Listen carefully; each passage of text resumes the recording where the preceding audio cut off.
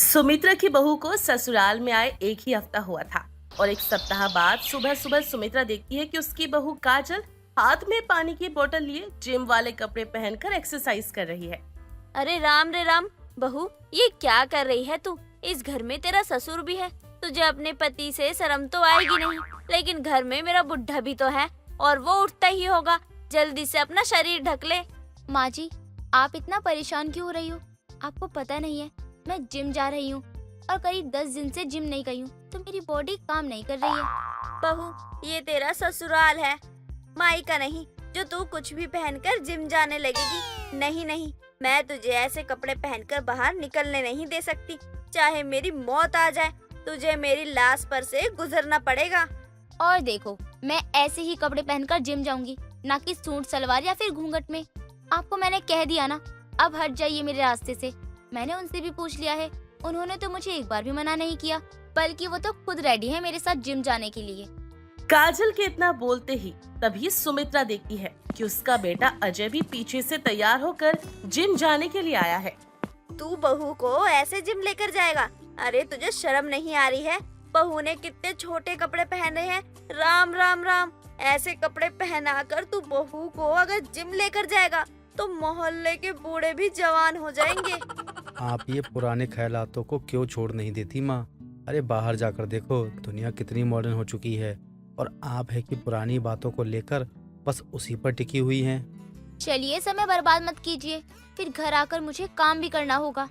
अपनी हॉट सी बीबी को तुम घर पर काम करवाओगे, तुम्हें शर्म नहीं आती? चलो जल्दी, वरना लेट हो जाएंगे।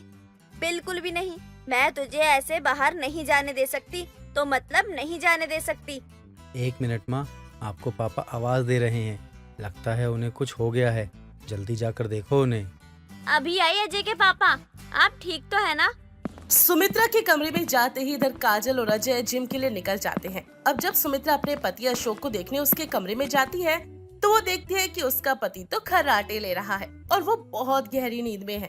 वो तुरंत ही हॉल में आती है और देखती है कि उसके बेटे और बहू जा चुके हैं। जब मेरा बेटा ही मेरे साथ छल कर रहा है तो मैं किसी और से क्या ही उम्मीद रखूं?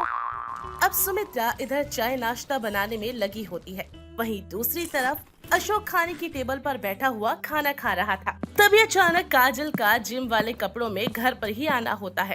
काजल को देखकर काजल के ससुर अशोक के हाथ से चाय का कप कांपते हुए गिर जाता है।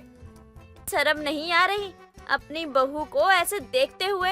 अरे वो तुम्हारी बहू है, जिम गई थी सुबह सुबह ऐसे कपड़े पहनकर। आंखें बंद करो अपनी।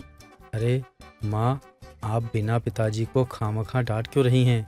तूने तो अपनी पत्नी की इज्जत बेचकर खाई है, तो क्या मेरा बुढ़ा भी तेरी तरह हो जाए? अपना मुंह बंद रख और अपनी बीवी को कमरे में लेकर जा और उसे बोल साड़ी पहनकर काम पर लग जाए।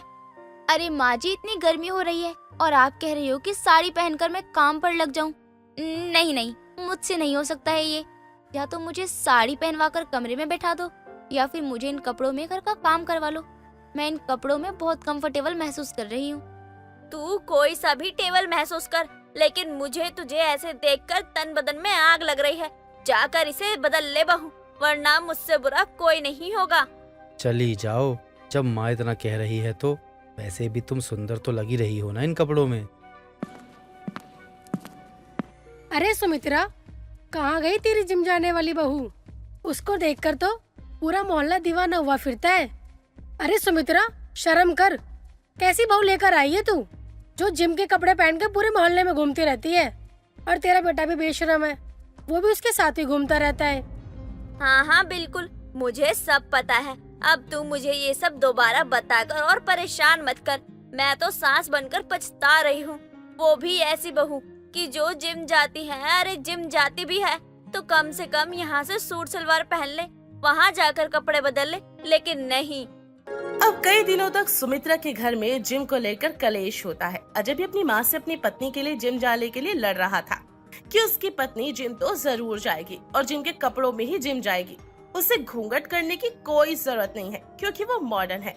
अब सुमित्रा भी अपने बहू और बेटे के आगे कुछ भी कहना छोड़ देती है। सुनो, जल्दी से चलो और जल्दी से वापस भी आते हैं। आज मेरा जिम जाने का मन नहीं है, लेकिन अगर जिम नहीं गई ना तो वजन बढ़ जाएगा। अरे तुम्हारा वजन कहाँ से बढ़ेगा यह भी तो नहीं पता चलेगा। तुम दिखती ही इतनी सुंदर हो, एकदम हॉट। अजी आजकल के बच्चों ने तो शर्म बेचकर खा ही रखी है।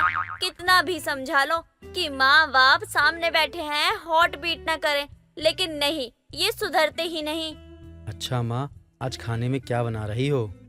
छोले भटूरे बना रही हूँ। जिसे खाना हो खा लेगा, नहीं खाना हो तो ना खाए, लेकिन मुझे ये ना कहे कि छोले भटूरे नहीं बनेंगे इस घर में। माँ जी, आप ये जानबूझकर बना रही हो ना, क्योंकि आप जानती हो कि मुझे छोले भटूरे कितने ज्यादा पसंद है। मुझे नहीं पता तुझे क्या पसंद है और क्या नहीं, लेकिन जब तुझे मेरे बदनामी का ख्याल ही नहीं, तो मुझे तेरे पसंद नापसंद का ख्याल क्यों ही रहेगा। तुझे जो करना है कर, और मुझे जो करना होगा मैं वही करूँगी। सुमित्रा अब घर में तेल का बना हुआ खाना खाने लगती है। छोले भटूरे, ब्रेड पकोड़ा, समोसा, जिसे देखकर काजल खुद को रोक नहीं पाती और कई दिनों तक तो वो तेल का बना हुआ ही खाती रहती है। आजकल जानबूझकर तेल से बना हुआ खाना बना रही हैं और सब्जी में भी इतना तेल डालती हैं कि उस सब्जी में दूसरा खाना बन जाए, लेकिन ये सब माँ जी जानबूझकर कर रही हैं। अरे माँ को गुस्सा आ रहा होगा क्योंकि तुम जिम के कपड़े पहनकर बाहर जाती हो। अरे आपको पता है, अपने मोहल्ले का वो राजू है ना, जो हमारे घर आजकल कुछ ज्यादा आने जाने लगा है, वो मुझे देखकर कह रहा था कि भाभी आपकी पतली कमर पर तो किसी का भी दिल आ जाए। अरे वो लल्लू है, सब मोहल्ले वाले तुम्हें देखकर जलते होंगे कि वो अजय की पत्नी कितनी सुंदर है। सच में तुम्हारे रंग रूप पर तो मैं भी दीवाना हो गया हूँ। अजय को अपनी पत्नी के आगे कुछ भी नहीं दिख रहा था। उसकी पत्नी उसे जो कहती वो वही करता। एक रोज सुबह सुबह सुमित्रा दूध लेकर आ रही होती है, तभी उसे अपनी बहू दिखती है जो जिम से आ रही थी और उसकी बहू के पीछे मोहल्ले के लोग कुछ न कुछ बोलते हुए चल रहे थे। तभी मोहल्ले का राजू काजल को देखकर बोलता है, अगर ऐसी जवानी हो ना तो कोई अंधा भी इसके ऊपर फिदा हो जाएगा। अरे अजय भैया, अरे कहाँ से लेकर आए हो इतनी सुंदर भाभी? आपने सुना इसने अभी भी क्या कहा? आप कुछ बोलते क्यों नहीं हो? अरे ये सब तो जलते हैं मुझसे, मेरी इतनी सुंदर पत्नी जो है। अरे राजू, मेरे चप्पल को भी कब से तुझ पर मर मिटने का मन कर रहा था। कमीने कहीं के, तू मेरी बहू को देखकर ऐसी बातें करेगा? मैं तुझे छोड़ूंगी नहीं आज। तुझे इतना मारूंगी कि तू अपने दादा को याद करेगा। अरे माँ क्यों मार रही हो बेचारे को? मर जाएगा, पहले ही दुबला पतला है और मारोगी तो सचमुच में मर जाएगा ये। तो मर जाए ना, इसकी हरकतें ही ऐसी हैं। आखिर इसने मेरी बहू को देखकर ऐसा वैसा बोला कैसे? अरे भाभी आपको बहन बना लूंगा, आपको कभी कुछ नहीं कहूंगा, लेकिन अपनी सास को रोको यार, वो बहुत मारती है। अब काजल गुस्से में घर पर पहुंचती है और अपने पति अजय से कहती है, अरे तुमसे अच्छी तो मेरी माँ जी है, कम से कम मेरा ध्यान तो रखती है। उन्होंने अब तक मुझे कुछ भी नहीं कहा, लेकिन आज उन्होंने साबित कर दिया कि अगर उनकी बहू को कोई कुछ बोलेगा ना तो वो छोड़ेंगी नहीं। लेकिन मैं तुम्हारी पत्नी हूँ और तुम मेरे पति हो, तुम्हारे मुँह से एक शब्द भी नहीं निकला। अरे निकलेगा भी कैसे? इसके अकल पर तो पर्दे पड़ गए हैं। अपनी सुंदर बीवी को देखकर बस एक ही राग गाता रहता है, मेरी बीवी सुंदर है, मेरी बीवी सुंदर है। बिल्कुल सही कह रही हो आप माँ जी, ये किसी काम के नहीं है। और माँ जी हाँ, आप मुझे माफ कर दीजिए, मैं आज के बाद ऐसे कपड़े पहनकर जिम नहीं जाऊंगी। काजल को जब उसकी सास सपोर्ट करती है तो काजल को भी एहसास होता है कि उसे अपनी सास की बात माननी चाहिए थी और जिम वाले कपड़ों को पहनना छोड़ देना चाहिए था। इसलिए वो जिम के कपड़े पहनना छोड़ देती है। निर्मला अपने पति रघु के साथ रहती थी। निर्मला ना तो ज्यादा अमीर थी, ना ही ज्यादा गरीब। यूँ कह सकते हैं कि निर्मला और रघु एक मिडिल क्लास फैमिली से बिलोंग करते हैं। निर्मला और रघु की शादी को 10 साल हो गए थे, पर उन्हें कोई संतान नहीं थी। निर्मला की कोई औलाद नहीं थी, इसलिए उसे समाज के ताने सुनने को मिलते थे। ऐसे ही एक दिन निर्मला बाजार में सब्जी खरीद रही थी, तभी उसे उसकी एक पड़ोसन रमा दिख जाती है, जिसने अपने हाथ में एक छोटा सा बच्चा लिया हुआ था। उसे देखकर निर्मला उसे कहती है, अरे रमा, ये क्या, तू बाजार में क्या कर रही है? यार तू तो जानती है ना कि मुझे अभी अभी बेटी हुई है, बस उसी के लिए मैं यहाँ सामान लेने आई हूँ। हाँ मैं जानती हूँ कि तुझे बेटी हुई है, और मैंने तो सुना है कि बच्चों को 1.25 महीने तक बाहर नहीं निकालते हैं, लेकिन तू तो अपनी बेटी को अपने साथ लिए बाजार में घूम रही है। खैर इन बातों को छोड़ और अपनी बेटी को तो दिखा, मेरा बहुत मन है इसको गोद में लेने का। अगर तू हाँ क्यों नहीं, ले। अब रमा अपनी छोटी सी बेटी को निर्मला के हाथों में दे देती है निर्मला उसे प्यार से खिलाने लगती है। तभी रमा की सास वहाँ आ जाती है और निर्मला की गोद से अपनी पोती को देखकर उसके हाथ से बच्ची को छीन लेती है। निर्मला को खरी खोटी भी सुनाते हुए वो कहती है, तेरी इतनी हिम्मत कि तूने मेरी पोती को अपने गोद में लिया। अरे तेरी खुद की तो कोई औलाद नहीं है, इसलिए तू यही चाहती है कि तेरी ही तरह यहाँ की औरतें भी बांझ बन जाए। आंटी जी, इसको तो मैंने बाद में गोद में लिया है। हाँ, मेरी कोई औलाद नहीं है, पर इसका मतलब ये तो नहीं है कि आप मुझे बांझ बोलेंगी। अरे अब तुम जैसी बांझ औरतों को दुनिया बांझ नहीं बोलेगी तो क्या ही बोलेगी। तूने कभी सोचा भी है, तेरी शादी को 10 साल हो गए, उसमें तूने अपने पति को एक भी औलाद का सुख नहीं दिया। अरे बांझ कही की, मैं तो कहती हूँ कि तू अपने पति को छोड़ दे, कम से कम वो किसी और से शादी कर ले और उसे बच्चे का सुख मिल जाए, वंश आगे बढ़े। बेचारे की तो किस्मत ही फूट गई तुझसे शादी करके। और बहू तू कान खोल कर सुन ले, अगर मैंने तुझे दोबारा अपनी पोती को इसके हाथ में देते हुए देखा ना, तो मुझसे बुरा कोई नहीं होगा। पर माँ जी क्या हुआ अगर निर्मला ने मेरी बेटी को अपने गोद में ले लिया तो? अरे क्या हुआ अगर उसकी कोई औलाद नहीं है तो उसका मन नहीं करता बच्चों को हाथ में लेने का? बस बहू, तू न ज्यादा इसकी हिमायती मत बन। और तू क्या चाहती है कि इसकी छत्र छाया में आकर अपनी बेटी पर इसी की बांझ का छाया डालना चाहती है? तू भी यही चाहती है कि जब तेरी बेटी बड़ी हो और वो अपने ससुराल जाए तो उसको भी सब इसकी जैसी ही बांझ बोले ना? तो बस कान खोल कर सुन ले और अपने दिमाग में ये बात डाल ले कि तू अपनी बेटी इस बांझ के हाथ में कभी नहीं देगी। रमा की सास रमा को कुछ बोलने नहीं देती और वो अपनी बहू और पोती को लेकर वहाँ से चली जाती है। बेचारी निर्मला को रमा की सास की बातों का बहुत बुरा लगता है और वो अपनी आंखों में आंसू लिए अपने घर आ जाती है। घर आने के बाद निर्मला बेहद रोती है और रोते हुए उसकी आंख लग जाती है। निर्मला खाना बना रही होती है, तभी उसकी बेटी उसे आवाज लगाकर कहती है, माँ भूख लगी है, जल्दी से कुछ तो दे दो। पता है आज स्कूल में कितना सारा काम मिला है, मैं जल्दी से खाना खाकर अपनी पढ़ाई पूरी करना चाहती हूँ। अरे वाह, मेरी प्यारी सी बच्ची को अपने स्कूल का काम करना है। बेटा बस खाना बनने ही वाला है, मैं इधर रोटियाँ निकाल रही हूँ, तुम जाकर हाथ मुँह धो लो। हाँ माँ, जल्दी से ला दो, भूख लगी है। निर्मला अब जल्दी से खाना बनाने लगती है तो वहीं अब निर्मला की बेटी हाथ मुंह धोकर खाना खाने बैठ जाती है। थोड़ी देर बाद निर्मला गर्मा गर्म खाना बनाकर लाती है और अपनी बेटी को अपने हाथों से खिलाने लगती है। निर्मला अपनी बेटी को खाना खिला ही रही होती है, तभी उसके घर की बेल बज जाती है, जिस पर निर्मला कहती है, ओफो, कौन है जो मुझे और मेरी बेटी को समय बिताने नहीं दे रहा है? माँ जाओ देखो कौन है, मैं तब तक खुद अपने हाथों से खाना खा लेती हूँ। बेटा बजने दे दरवाजे को, तू मेरी खुशी है और ना जाने कितने दिनों बाद तो तू मुझे मिली है, इसलिए मैं नहीं जाने दूंगी। बार बार बेल बजने की वजह से निर्मला की आंखें खुल जाती है। अब जब वो दरवाजा खोलती है तो उसके सामने उसका पति रघु खड़ा होता है। उसे देखकर निर्मला उदास हो जाती है और उसे ऐसे उदास देखकर रघु कहता है, निर्मला क्या हुआ, तुम इतनी उदास क्यों हो? आज की हुई सारी बातें निर्मला अपने पति रघु को बता देती है। साथ ही वो अपने सपने के बारे में भी उसे बताती है और रोने लगती है। उसे रोता हुआ देखकर रघु निर्मला से कहता है, तुम उदास मत हो, मैं हूँ तुम्हारे साथ। अरे दुनिया तो बातें बनाएंगी ना, अरे उनका काम है बातें बनाना। अरे तुम चिंता क्यों करती हो? अरे वो लोग नहीं जानते हैं कि वो लोग जिसे बांझ कह रहे हैं वो बांझ है ही नहीं। बांझ तो उसका पति यानी कि मैं हूँ। दिक्कत मुझ में है ना कि तुम में। तुम क्यों चिंता करती हो? पर तुम देखना, भगवान ना हमारी जल्दी सुनेगा। वो दोनों आपस में बात कर ही रहे होते हैं, तभी उनको बाहर से कुछ आवाजें आती हैं और अब जब दोनों बाहर जाते हैं तो वहाँ देखते हैं कि लोगों की भीड़ इकट्ठा हुई थी और उस भीड़ में एक बच्चा खड़ा था। उस बच्चे पर एक आदमी चिल्लाते हुए कह रहा था, अरे चोर कहीं के, निकाल, जो भी मेरे घर से चुराया है वो मुझे निकाल के वापस दे दे, वरना मैं तुझे छोड़ूंगा नहीं। पर अंकल मैंने कुछ नहीं चुराया है, मैं तो ना 2 दिन से भूखा हूँ, तो मुझे भूख लग रही थी तो मैं आपके गेट ना रोटी लेने गया था। मैंने सिर्फ 2 रोटी ली है, मैंने कोई चोरी नहीं की अंकल, बस मुझे भूख लगी थी इसलिए मैं 2 रोटी ले आया। हाय राम, कितना झूठ कहता है ये बच्चा। अरे एक तो मेरे घर में घुस गया, ऊपर से 2 रोटियां भी चुराई और अकड़ ऐसे दिखा रहा है कि जैसे पता नहीं क्या बोल दिया हूँ मैंने।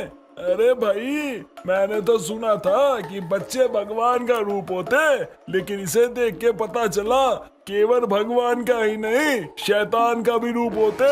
अब चुपचाप से ना तूने जो कुछ भी चुराया है वो निकाल, वरना तेरी खैर नहीं। मुझे और भी तरीके आते निकालने के। अंकल जी, मैंने सच में कुछ नहीं चुराया है, मुझे तो भूख लगी थी इसलिए। उस बच्चे की बात का कोई विश्वास नहीं करता। अब वो आदमी उसके ऊपर हाथ उठाने ही वाला था, तभी निर्मला वहाँ आ जाती है और उस आदमी को रोकते हुए कहती है, रुक जाइए। अरे क्या सबूत है तुम्हारे पास कि इस बच्चे ने तुम्हारे घर से कोई सामान चुराया है? अरे वो कह तो रहा है उसने रोटियां चुराई है।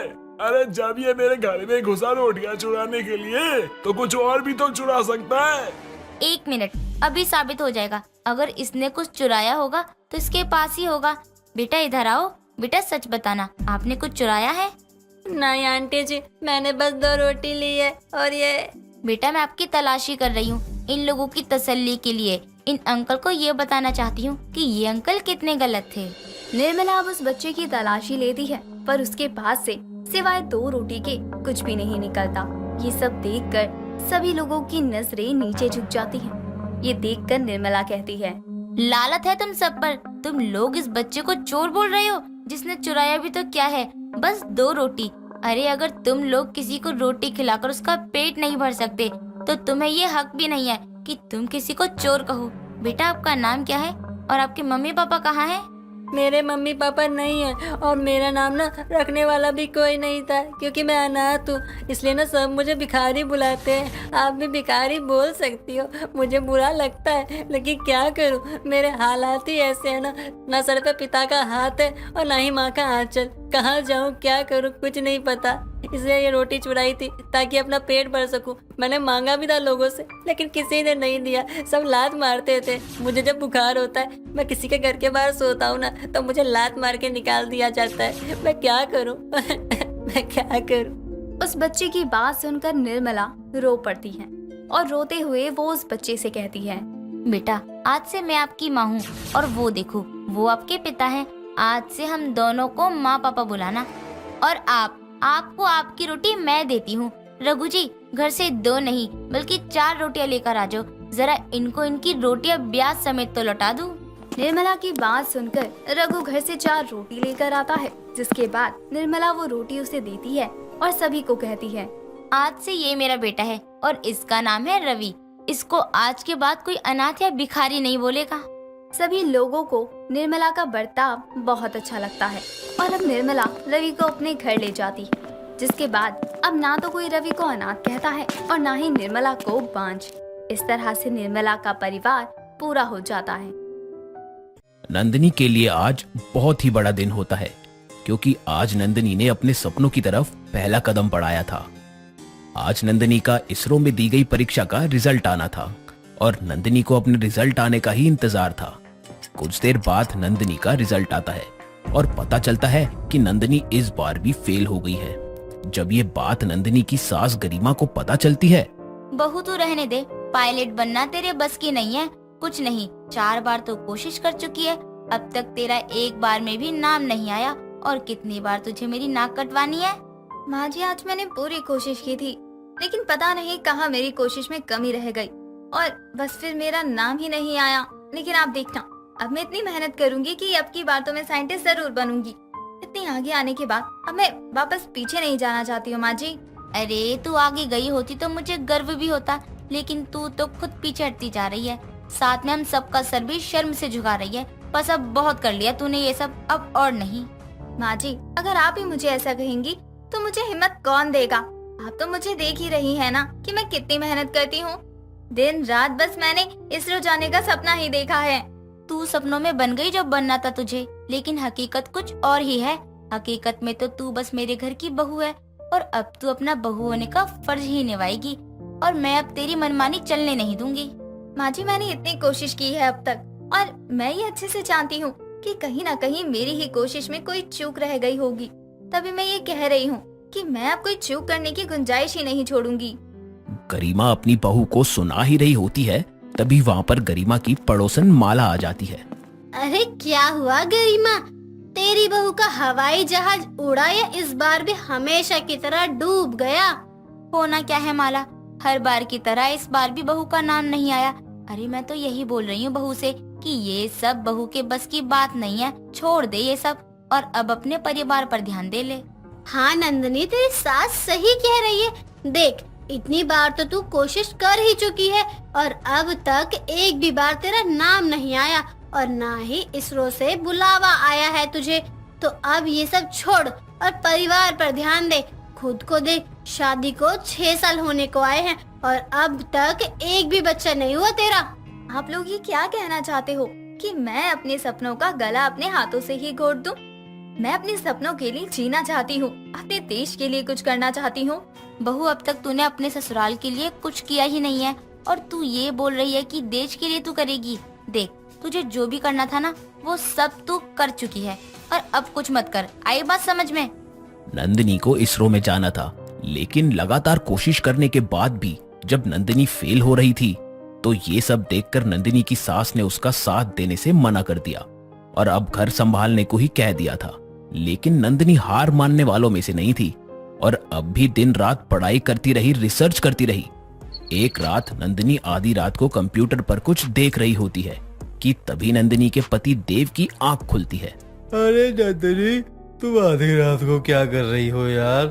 देव, तुम्हें तो पता ही है कि भारत के लिए ये चंद्रयान मिशन कितना बड़ा है और मैं भी इसमें अपना पूरा योगदान देना चाहती हूँ। बस मैं इसलिए कोशिश कर रही हूँ कि मैं भी इसरो में जाऊँ। तुमसे ये नहीं हो पाएगा। तुम बेकार की जिद छोड़ दो। तुम्हें किसी चीज की कोई कमी नहीं है। यहाँ तुम्हारा पति इतना अच्छा कमाता है, इतना बड़ा घर है, फिर तुम ये फालतू का फितूर क्यों सर पर लेकर घूम रही हो? ये कोई फालतू का फितूर नहीं है देव, ये मेरा सपना है। तुम्हें तो सब पता है देव, फिर भी तुम माँ जी की तरह क्यों बात कर रहे हो? क्या तुम्हें मुझ पर विश्वास नहीं? तुम्हें भी यही लगता है कि मुझसे नहीं होगा? नंदिनी, तुम समझ नहीं रही हो।